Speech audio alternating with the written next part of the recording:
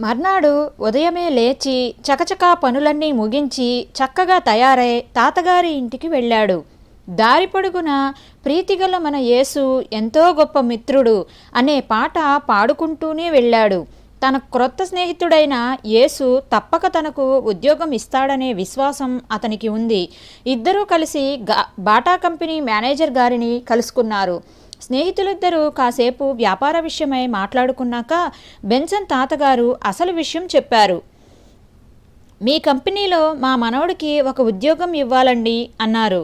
Manager గారు కాస్త ఆలోచించి, మా గుమస్తా తనకు సహాయంగా ఒకరు కావాలని అంటున్నాడు కనుక ఆ ఉద్యోగం ఇస్తాను అన్నారు.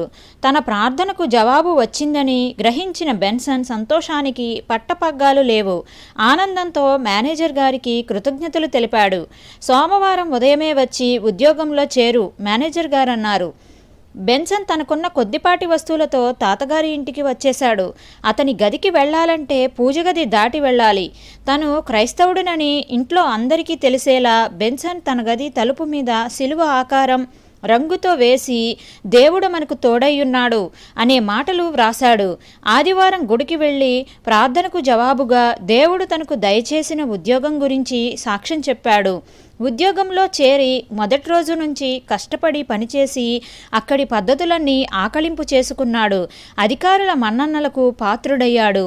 తన మొదటి జీతం రాగానే 20% చందా ఇచ్చి మిగిలినది పొదుపుగా వాడుకున్నాడు. ఇలా కొద్ది వారాలు పనిచేసిన తరువాత తల్లిదండ్రులను చూడాలనిపించింది.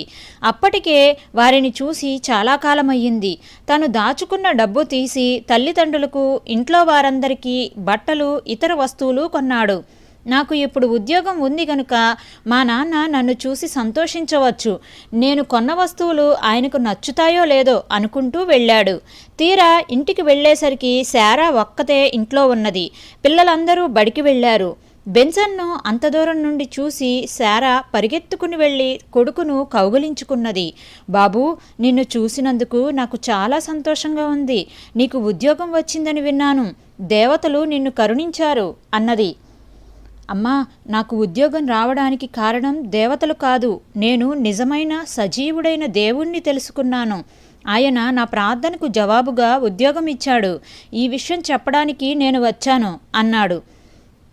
తను తెచ్చిన వస్తువులు తల్లికి ఇచ్చాడు. శారా కొడుకు తెచ్చిన వస్తువులు చూసి సంతోషించింది. త్వరలోనే మీ నాన్నగారు వస్తారు. ఆయన నిన్ను చూసి సంతోషిస్తారు. సరే, కానీ నీవు చెప్పిన నిజమైన దేవుడు ఎవరు? మనము మన వంశాచారం ప్రకారం జూజూ పూజ చేసి దేవతలకు బలులు అర్పిస్తాం. మరి ఈ దేవుడు ఎవరు అని అడిగింది. వచ్చిన అవకాశాన్ని పోనివ్వలేదు బెన్సన్. తను ఎలా మారుమనసు పొందినది, యేసు ప్రభువు తనకు శాంతి సమాధానములను ఎలా అనుగ్రహించినది వివరంగా చెప్పాడు. నాకు మొదట్నుంచి పూజలంటే ఇష్టముండేది కాదు. కానీ యేసు ప్రభువు నమ్మిన తరువాత మొదటిసారిగా నేను ఎంతో సంతోషము, సమాధానములతో నిండిపోయాను అన్నాడు. కొడుకు చెప్తున్న విషయాన్ని సారా ఎంతో ఆసక్తితో విన్నది. అమ్మా, నేను పొందిన శాంతి సమాధానము నీవు కూడా పొందాలని కోరుకుంటున్నాను. ఇంట్లో ఉన్న ఆ విగ్రహాలన్నీ తీసివేసి యేసు ప్రభువును అంగీకరించు అన్నాడు. శారా ఏదో ఆలోచిస్తూ కూర్చుంది. నేను విగ్రహాలను కాల్చివేస్తే దేవతలకు కోపం వచ్చి నన్ను శపిస్తారు భయంగా అంది. అమ్మా, నా మాట విను. ఆ దేవతలు నీకేమీ హాని చేయలేవు. అవి కేవలము ఎండిపోయిన చెక్కలు మాత్రమే. యేసుప్రభు ఒక్కడే నిజమైన దేవుడు. ఆయన ద్వారానే రక్షణ కలుగుతుంది అని తల్లికి నచ్చచెప్పాడు బెన్సన్. అంతా విని, నేను దీని విషయం ఆలోచిస్తాను. నీలో ఒక గొప్ప మార్పు నేను చూస్తున్నాను. కానీ నేను కొద్ది కాలం ఆగి మీ నాన్నగారు ఏమంటారో చూస్తాను అన్నది తల్లి. సాయంకాలం అయ్యేసరికి జాన్ వచ్చాడు. కొడుకును చూసి ఆశ్చర్యపడ్డాడు. బెన్సన్ తండ్రికి గౌరవంగా నమస్కరించాడు. ఇంతలో శారా వచ్చింది. వంట పూర్తయింది. మీకు బెన్సన్కి మీ గదిలో వడ్డించమంటారా అడిగింది భర్తను. అలాగే చెయ్యి. నేను బెన్సన్ ఎన్నో విషయాలు మాట్లాడుకోవాలి. బెన్సన్ ఉద్యోగం వివరాలన్నీ తెలుసుకోవాలనుకుంటున్నాను అన్నాడు జాన్. కొడుకును తనతో పాటు రమ్మని సైగ చేశాడు. బెన్సన్ తండ్రికి తెచ్చిన వస్తువుల మూటను పట్టుకొని సరియైన నడిపింపు కొరకు మనస్సులోనే ప్రార్థన చేసుకుంటూ వెళ్ళాడు. నాన్నగారు, ఈ వస్తువులు, బట్టలు మీకోసం తెచ్చాను. మీకు కొడుకుగా ఉన్నందుకు నేను గర్విస్తున్నాను అన్నాడు బెన్సన్. బెన్సన్ తెచ్చిన చక్కని బట్టలు చూసి జాన్ చాలా సంతోషించినప్పటికీ పైకి కనబడనివ్వలేదు. ఇంతలో శారా వచ్చి గదిలో ఇద్దరికీ భోజనం వడ్డించింది. భోజనం అయిపోగానే బెన్సన్ మనసులో ఉన్న మాట తండ్రితో చెప్పేశాడు. నాన్నగారు, నేను ఇక్కడికి మిమ్మల్ని చూడాలని వచ్చిన ఇంకొక ముఖ్య కారణం కూడా ఉంది. నేను యేసుప్రభువుని రక్షకునిగా అంగీకరించాక నా జీవితమంతా మారిపోయింది అన్నాడు. జాన్ ఏమీ మాట్లాడలేదు, కానీ చెప్పమన్నట్లుగా తల ఊపాడు. తను ఎలా మారుమనసు పొందినది, తన జీవితంలో ఎంత శాంతి సమాధానాలు దొరికాయో వివరంగా తండ్రికి చెప్పాడు. తండ్రితో మాట్లాడుతున్నాడే కానీ తన సాక్ష్యం ఆయనలో క్రియ జరిగించాలని మనస్సులో ప్రార్థన చేసుకుంటూనే ఉన్నాడు.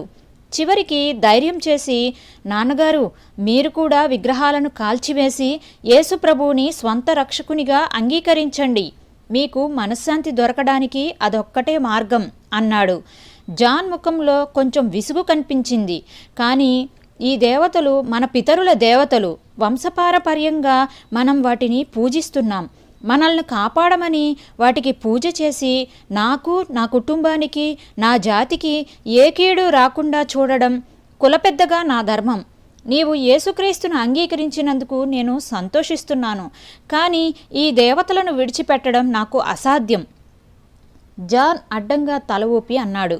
నాన్నగారు, మీరు పూజించే విగ్రహాలు దేవతలు కావు, అవి దయ్యాలు. మిమ్మల్ని కాపాడడానికి కానీ హాని చేయడానికి కానీ వాటికి ఎటువంటి శక్తి లేదు.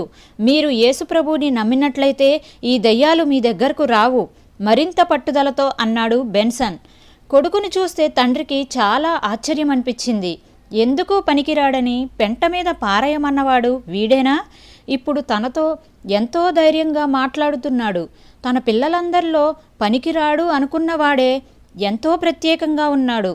ఇక సంభాషణ ముగిసిందన్నట్లుగా జాన్ లేచి నిలబడ్డాడు. బెన్సన్ కూడా లేచి తండ్రి 2 చేతులు తన చేతిలోకి తీసుకుని, నేను మీకోసం ప్రతిదినమూ ప్రార్థన చేస్తాను. మీరు త్వరగా క్రీస్తును అంగీకరించాలని నా కోరిక అన్నాడు. ఇంటి నుండి తిరిగి వచ్చి సమయం దొరికినప్పుడల్లా సువార్త సేవకు వెళ్ళేవాడు. క్రీస్తుని గురించి ఇతరులకు చెప్పాలనే ఆతృత అతని హృదయంలో అగ్నివలే మండుతున్నది. తనతో పాటు రక్షణ పొందిన వారిని చిన్న చిన్న గుంపుల్లాగా విభజించి సువార్త సేవ కొరకు పంపించేవాడు.